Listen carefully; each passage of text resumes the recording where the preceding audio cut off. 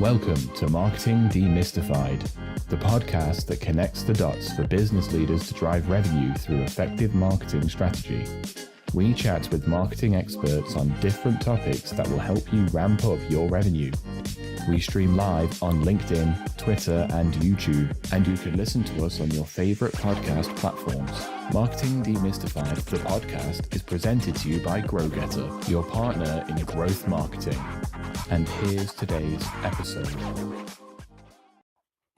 Hello, everyone. Are you ready to be inspired, informed, and empowered with actionable tips to transform your marketing game? You're in the right place. Welcome to Marketing Demystified. I'm your host, Jenn Mancusi, CEO and co-founder of GrowGetter, your growth marketing partner. It takes a village, right? Or in business, a community. When companies build communities and those communities grow, those companies grow as well. In short, they're driving ROI through community-led growth. But what actually is that, and how do you do it? To discuss the topic, today I'm joined by Kathleen Booth, SVP of Marketing and Growth at Pavillion, the premier community of B2B go-to-market leaders. Welcome to the show, Kathleen. Thanks for having me, Jen. I'm excited to be here and talk about this topic. Me too. Really exciting. I feel like there's been a big sort of explosion of community focus over the last few years. And so I'm really interested in your perspective on this. So let's dive right in, shall we? Let's do it. All right. So let's just start with the basics. What is community-led growth? Yeah, it's a great question. And I don't know that if you Googled it, you'd find any one particular answer. How I think about it is really leveraging the power of relationships and networks to drive growth. And so, the term community can mean a formal community like Pavillion where you're joining and you're paying to join. It can mean a slightly less formal community, like your peer network on LinkedIn. I think there are many different ways people define it, but essentially community at the heart of it is your trusted network of people that you go to when you need advice and recommendations and answers. Yeah, I mean, that's great. I think you're right that there's sort of some informal communities that just these spaces kind of exist, and then these more formal ones. Maybe it's on an individual level, but when thinking about the business application, I guess, of building community. We spoke with Mark Kylans several months ago on the podcast about a people first go-to-market strategy. Are those things connected, or what's the difference? I think they are connected, and it's a great question because people, and I love Mark and his work, by the way. People first GTM, I think it acknowledges inherently that what we've always said, right? People buy from people. And it's much easier. So much of a buyer's decision making is driven by emotion. And obviously we have our logical piece, but emotion is really more powerful than logic. And it's much easier to form an emotional bond with another person than it is with a logo or a brand, which is why it's so important to pick the right salespeople because they form emotional bonds. It's so important how you do your marketing because that can create emotional glue. And the thing about people first GTM is the most powerful emotion is the relationship you form with another person. And so I think Mark's work is all about how do you center your go-to-market strategy around people and leveraging the power of people and the relationships that they're able to build. And community, the key difference with community-led growth is really how do you do that at scale, right? Because again, it's all about those relationships and the emotion and the trust that comes in those one-to-one relationships. And communities effectively are ways of leveraging trust at scale. Okay, that's super helpful. So really community can be an aspect of a people first go-to-market strategy if you so choose to kind of go down that route. Yeah, or vice versa. I'm not sure which one is the umbrella and which one is the thing under it, but I think that they're really related and they're both founded on the same bedrock principle that I think now more than ever, right? Marketing has always, I think, acknowledged that the human element is impactful and powerful. But now more than ever, it's going to be more effective because of everything that's happening with AI and with technology in general. Like, technology has allowed us to scale our marketing and our sales efforts in a way that is unprecedented.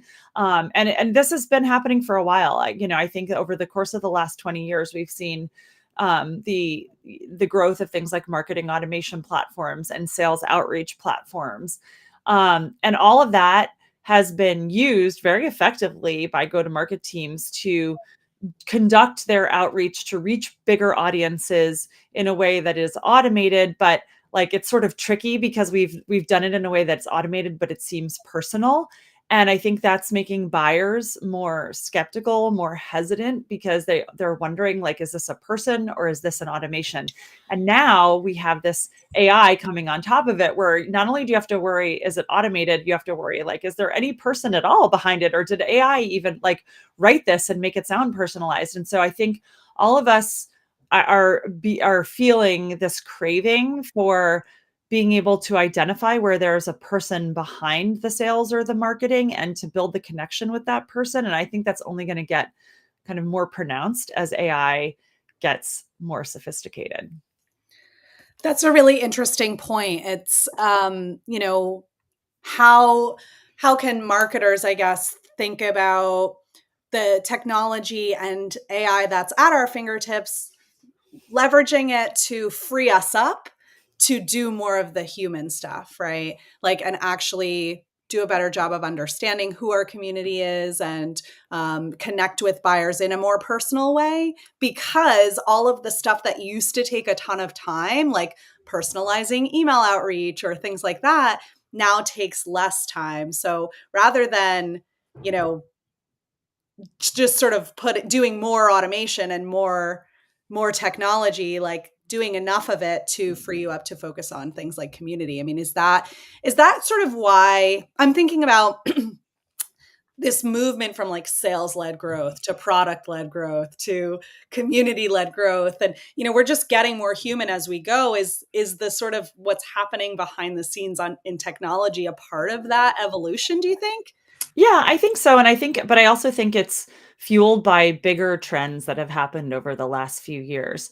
Because, already talked about technological advances in AI, and I think that's all been happening against a backdrop of, a pandemic and a couple of years where we weren't able to have human connection, and we weren't able to go to in-person events or do networking in our local communities or go into offices.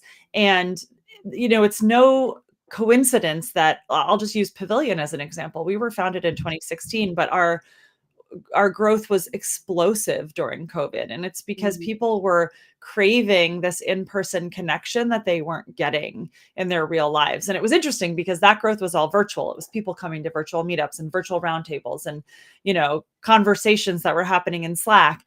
And then the pandemic ended, and it was like this boomerang where everybody still had this intense desire for connection, but they didn't want to sit on another Zoom call, and they didn't want to go to another virtual roundtable. And there was this fatigue with all things virtual. So now you see it manifesting in events. But at the heart of it is like all of these things pointing towards this kernel of reality that we can't replace with technology. We can't replace it with AI. We need to connect with other people, because that's where we form that emotional glue. That is where we establish trust. And like, particularly with communities, the analogy I always make is like, community today is the new Google, because 5, even 10 years ago, I used to own a marketing agency, and we were very content and demand led. And I would say to people, like, you have to start with optimizing for Google, because that's where people go to get answers to their questions. And I think how we use search engines and places like Google is really changing, because when I look at Pavillion's 10,000 plus members and I see all the conversations happening in Slack every day, it's so powerful. And what I see is that instead of people going to Google and saying, for example, what's the best AI solution for personalizing emails, they're going into their community. In our case, it's Pavillion, but I'm sure the same conversations are happening in other communities and in LinkedIn DMs and conversations. But they're going into their community and they're saying, what are you using as far as an AI solution to personalize emails? What do you like the best about it? Who would you recommend?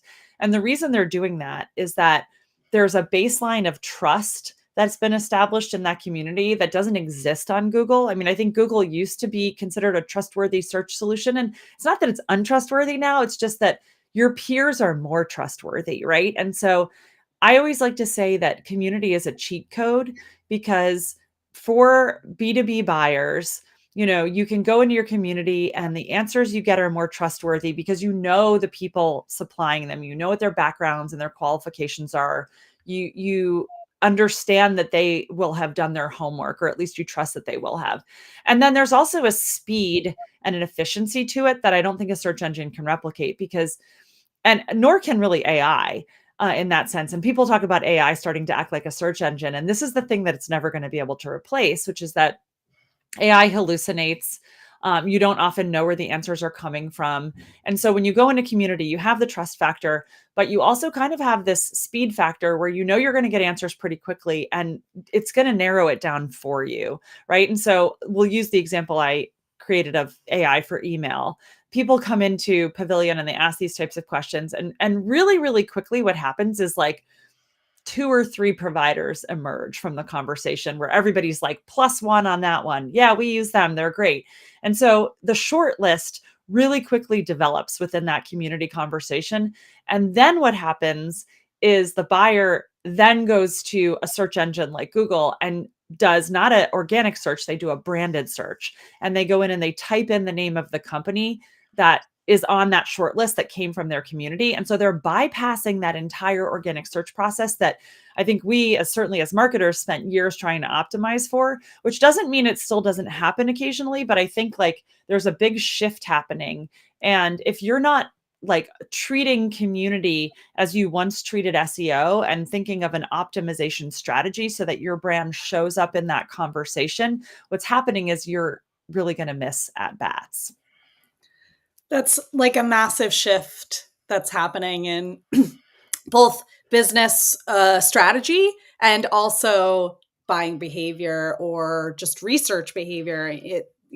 It's a step in the customer journey. It always was in some ways, like asking for referrals and, that basis of trust that you talked about. But that scale is quite different. Me kind of calling up a couple of trusted people and saying, hey, do you have a recommendation for this, is very limited, but being able to tap into these large groups of people, it does really change the buying process. So businesses need to be in this community space in order to understand it and leverage it. So how does a business build a community?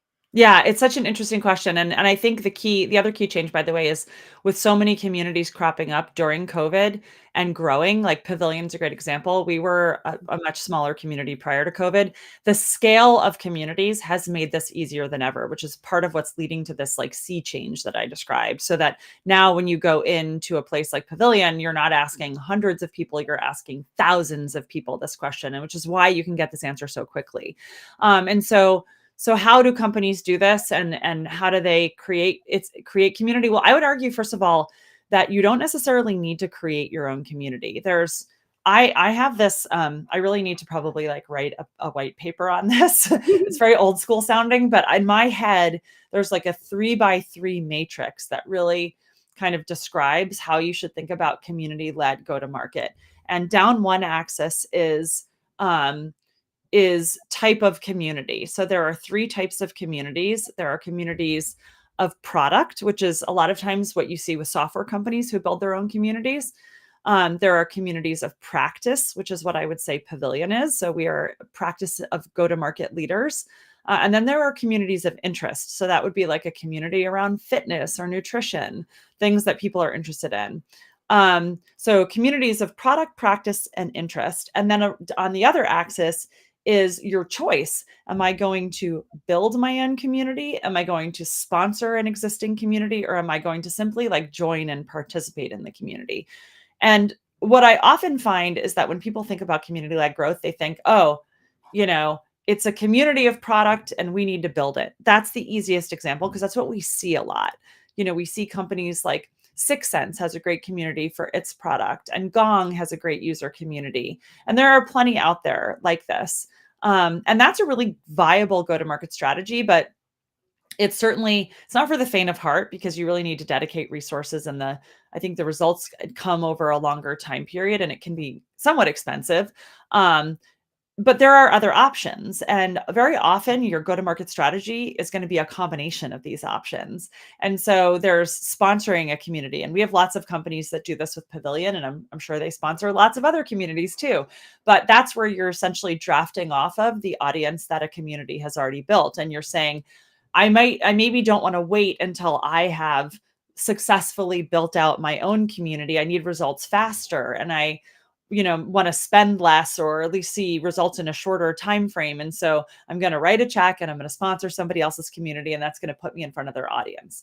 And then the third option is to join. And this is a very organic, grassroots way of thinking of community-led growth. And I think the thing I want to emphasize here is that you don't need to have a giant budget to do this. So there are plenty of companies that literally just say to their employees, your job is to become a part of this community, because this is where our buyers are spending their time. And you need to authentically participate and join and be a part of the conversations and build trust that way. And that's how you're going to get results. And there are some companies that have done that incredibly successfully for very low spend, which is a great strategy if you're like an early stage startup without a big budget.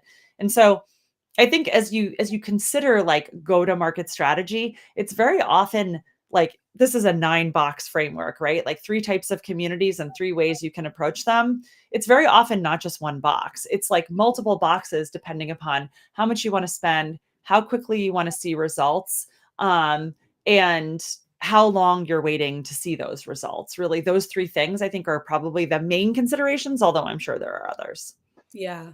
No, that's super helpful. I love the visual of that. And I think something you said is really important, especially on the join side, is to participate authentically, because I think there's when you're coming at it from a business goal perspective, there is a desire to use that space to sell and to build revenue. And, I always make this recommendation when I'm working with a startup that wants to launch on Product Hunt. I'm like, you can't just go onto Product Hunt day one and put your new startup up there. Yeah. Like, you have to engage with the community you have to be a part of it authentically before you can ask people to upvote your new startup, right? Otherwise, it's just going to be a waste of time. So it's, just sort of thinking about your own individual objectives in that moment and jumping in is not a good approach. But what you said, participate authentically is, you need to be part of that baseline of trust that you talked about. Otherwise, you could do it for no money, but you have to invest some time into it in order to actually be trusted in that space. Yeah, 100%. And this is actually super interesting because it reminds me of, I used to own a marketing agency, and we were big HubSpot partners. And I remember back in like 2010, 2011, when we first joined their partner program, the notion of inbound marketing was somewhat revolutionary. And at the time, everybody was doing direct response marketing, and sales was very salesy, for lack of a better term. And what HubSpot did so successfully to get traction and to really create a movement behind inbound marketing was they educated all of us that there was a better way, and that you had to be willing to educate and help first before you earn the right to sell or to get into direct response marketing mode. And that was a massive change within, I think, the go-to-market field of practice. And it really improved results for a lot of people because it was more buyer centric. And I think what I'm talking about with community-led growth is essentially very similar, in the sense that like, we're almost back where we were in the early days of inbound, where people join communities and they think, oh, I'll just come in and I'll sell, and I'll tell people what I'm selling, and they'll just come to me and they'll buy it. Right. And that's not how it works. Just like it didn't work at scale with marketing and sales back when HubSpot first came on the scene, it doesn't work with communities, because again, the currency in a community is trust. And so you have to earn trust before you can earn business. And the way you do that is by coming in and adopting an educational mindset, a give before you get mentality. And this is big. Like Pavillion is a values-based community. And so we actually educate our members on this. And in fact, it's funny. Oops, where is it? Behind me, I have this book, Kind Folks Finish First, which our founder, Sam Jacobs, wrote about exactly this, which is that you need to be willing to help others and give before you can expect anything. And the members that we have that do that, who come in and they participate in the conversation and answer questions, they make introductions, they mentor people, they help find solutions.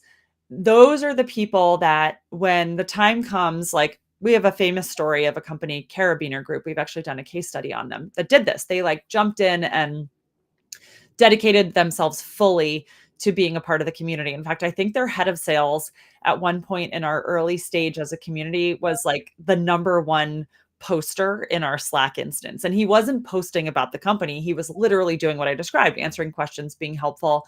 And what happened was, so they're a RevOps consultancy. And what happened was eventually, he built all these relationships. Everybody really liked him. He was so helpful. And it came to a point where whenever anybody would say, hey, I'm looking for RevOps help, he didn't even have to say anything. It was all the other people in the community who were like, you need to call this guy because he's the expert. He knows what he's talking about. And oh, by the way, he's awesome and helpful and deserves your business because he's really helped move the community forward. And so there's actually a case study on our website about what they did and how much pipeline they drove. And what's cool about that case study is they're a RevOps consultancy. And so they know how to actually measure community-led pipeline, because that's the other challenge is a lot of people kind of in principle believe that this works, but then they struggle to measure it. And so it's a pretty cool story because they knew how to measure it. They did measure it and they had these unbelievable results from their participation.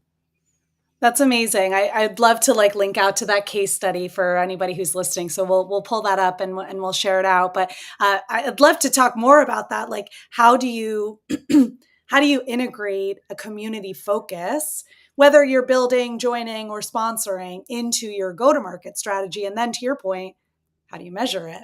Yeah, I think it starts with kind of a cultural approach on the part of the company. And what I mean by that is like, the CEO, the founder, the leadership team of the company need to fundamentally believe that this is going to drive results for them. And it's funny because I often hear participation in communities described as like something you do on your own time or a personal undertaking. And so a lot of times it's like, oh, you do your job and you're a member of that community. But the truth is that being a member of a community, participating in these networks of people, whether it's Pavillion or something else, it is the job today. And, there's a lot of data to back that up. There's a new report coming out from Trust Radius on June 6th called the Disconnect Report, where they're going to talk about some research they did on buyers that points to how important it is to participate in communities. We recently did some research with Kickstand PR about the impact of participation on social media, which is just another type of a community. Basically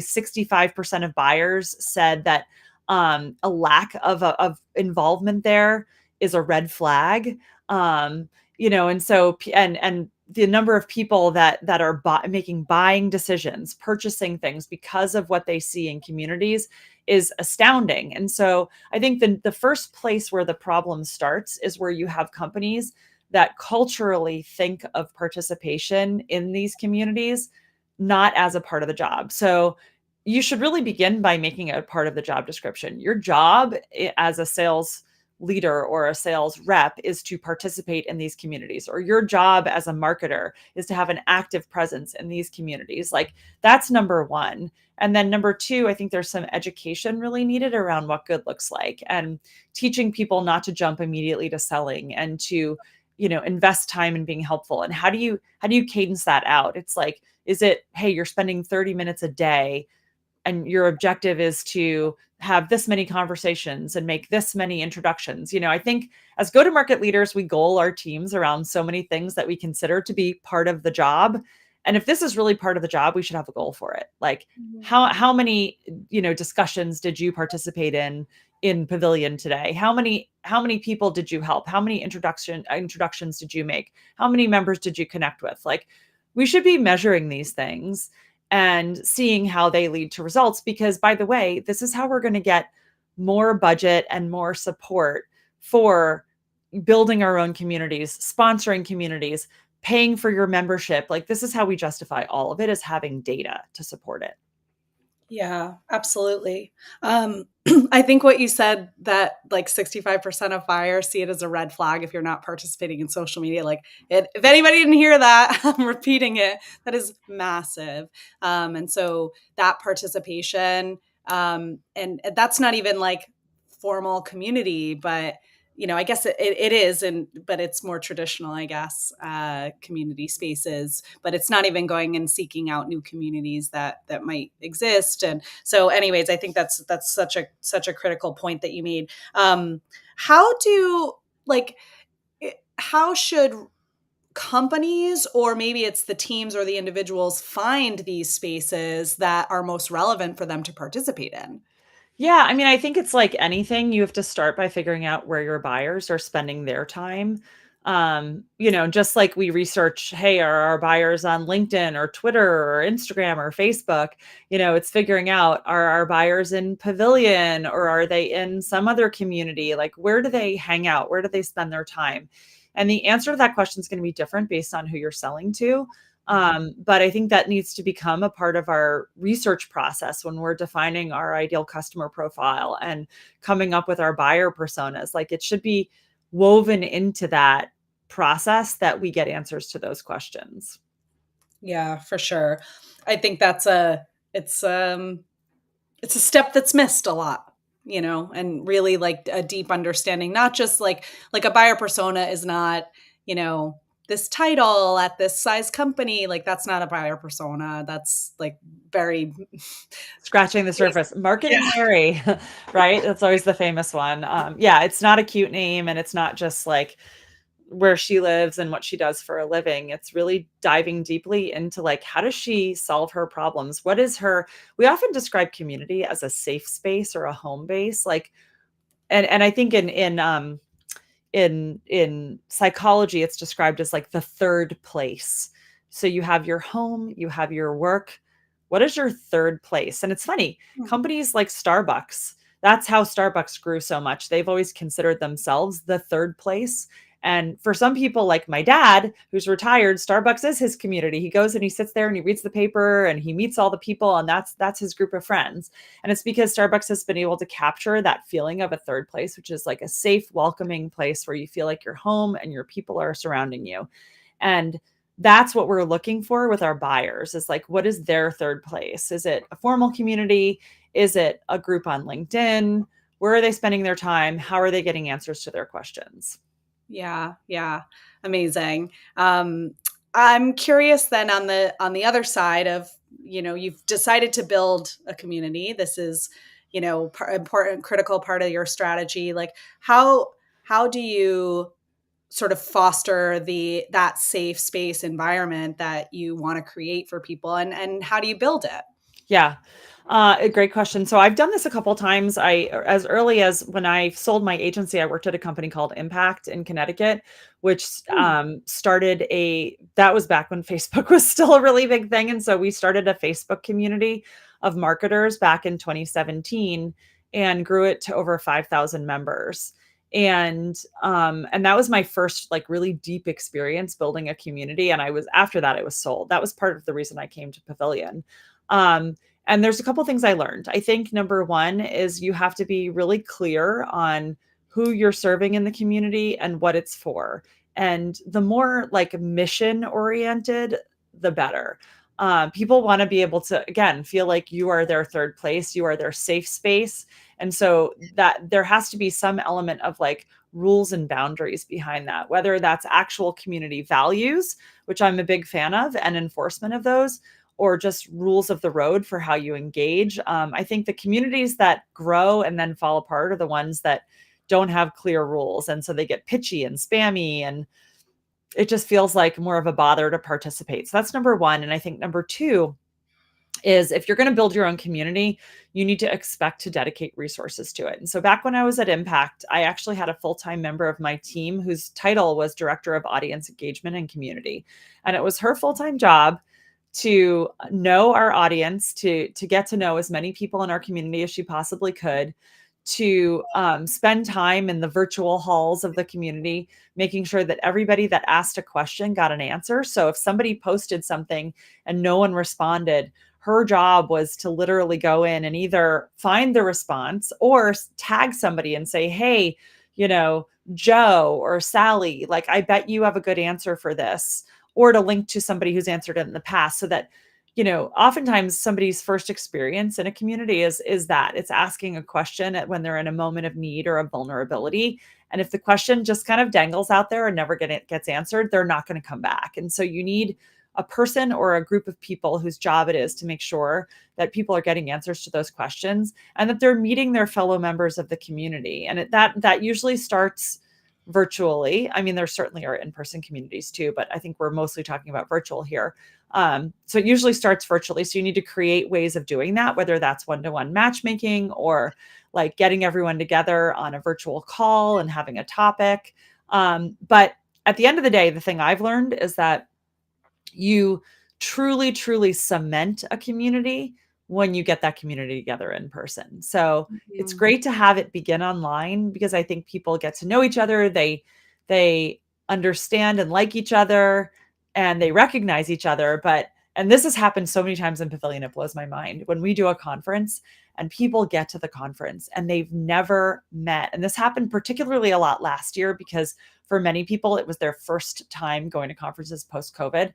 And they had never met all these fellow members, and they would walk in, see someone that they had only seen on like Zoom before, so in the box, and walk up and hug them.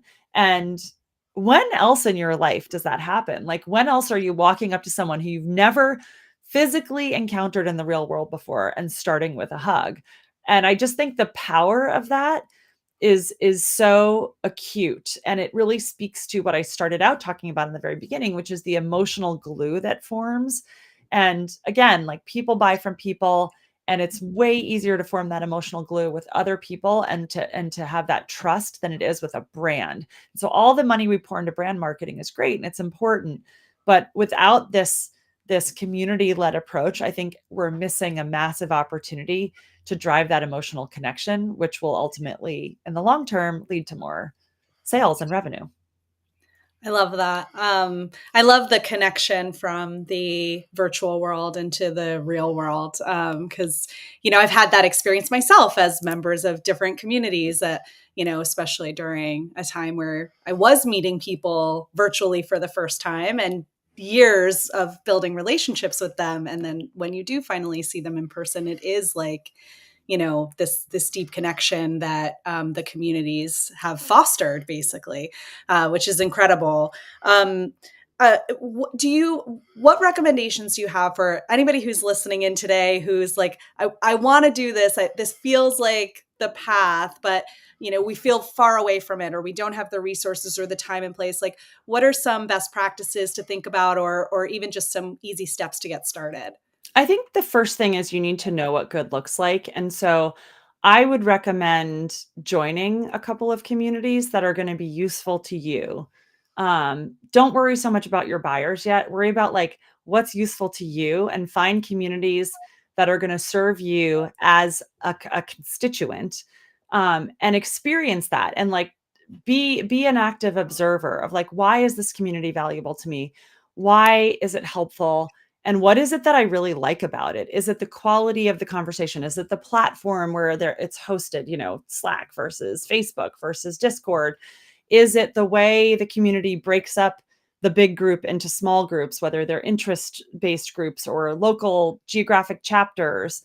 How are the virtual meetings run in order to add value or not? Like, what do I dislike also? Because I think you have to have experienced it and understand deeply as an individual what's meaningful to you in order to be able to craft an experience that's going to be meaningful for your customers. And so I would start there. And then I think it really, from where you go from there, depends on those three factors I mentioned earlier, which is like, number one, what's your budget? If you have a big budget, then I think you've got a lot of options open to you, from starting your own community to sponsoring somebody's to, participation at scale. The other question is time horizon. How fast do you want to see results? And if the answer is I want them really quickly, then you probably want to either join somebody else's community or sponsor it. Or you might say both, like, I need short term, but I also want to build for the long term, in which case, great, start your own community, but at the same time, maybe sponsor someone else's. And then what was the last one? It was budget, it was time horizon. I can't remember the last one right now, but I think like these are all the factors that you need to, I think dedicating resources, like, do you have a team that's willing to work on this? Do you have the company's commitment? Does the company have the patience to wait it out? Like, that's the other thing. I think you see a lot of companies start communities and then they abandon them. And it's because they never really had the high level buy-in, either within the C-suite or, and this is super important, within the board and the investors, where 6 months in, everybody's like, where's the ROI? And the reality is, when you're building your own community, it's probably going to take more than 6 months. It might take more than a year, And so if you don't have that level of buy-in, probably best not to make all that investment in starting something. Because, the worst case is you start it, you raise expectations, you get people in, and then you have to pull out, or the results aren't there for you or for your community members. Yeah. Yeah. I've seen it too, where, companies, they dedicate a single resource to community, and then they don't give them any kind of, maybe autonomy is not the right word, but the permission to collaborate with other teams and say, this is what we need from a product perspective to get this working, or we need marketing support. And, I've spoken to community leaders who feel stuck because there is a function there. There is a dedicated team, but maybe they don't have the buy-in from, all of those areas that you talked about, and they feel like they can't hit their goals. So it's got to be like a true investment in community and true belief in it. Just putting somebody in place to build a community is not going to build a community. Yeah. And one little flag there, if you do put one person in place to run your community, keep in mind there's also risk inherent in that like, if your community members, if what they're attached to is that person, because a really good community manager does form attachments. And often the community can start to feel like more of a cult of personality than a community. So just be aware that if you hire a community manager, like, it's great, get a good one, but make sure that the relationship that's being formed there is more than just the members with that person, so that if that person leaves, you still have the magic that is inherent in the community that you've built. Yeah. Yeah. That's a great suggestion. Yeah. Well, I can't thank you enough for coming on today. This has been such a great conversation, and I know I've taken a lot away from it. I've got a lot to think about in terms of how I participate in community. And so, yeah, I loved our conversation today. Who should get involved with Pavillion? So Pavillion, we always describe ourselves as the world's largest community of go-to-market leaders. We have, like I said, 10,000 members in something like 450 cities around the world. And we serve the go-to-market function within companies, which is sales, marketing, customer success, revenue operations, and the CEO founder. And we have 3 levels of membership. We have the executive membership, which is our kind of bread and butter, and that's people who are VP level and above, or the equivalent. We have CEO members, and we have associates, which are that next level of rising leader who's looking to get into the VP or C-suite. So if you're interested, we'd love to have you. It's joinpavillion.com. Amazing. Thank you so much for that. And thanks again for this conversation. I learned a lot. Yeah, this was fun, Jen. Thanks for having me on. I appreciate it. Absolutely. Thanks everybody for tuning in today. I'll be back with another